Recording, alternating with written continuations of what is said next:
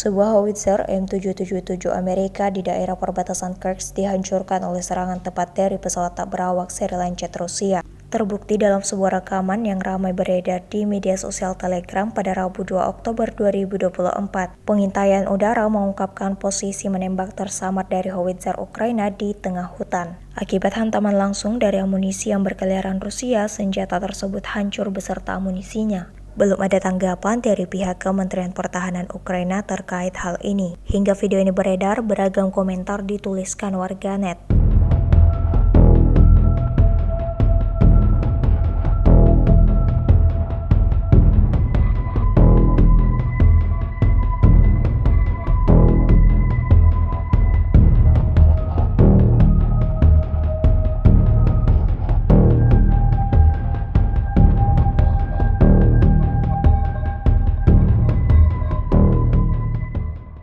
Download Tribun X sekarang, menghadirkan lokal menjadi Indonesia.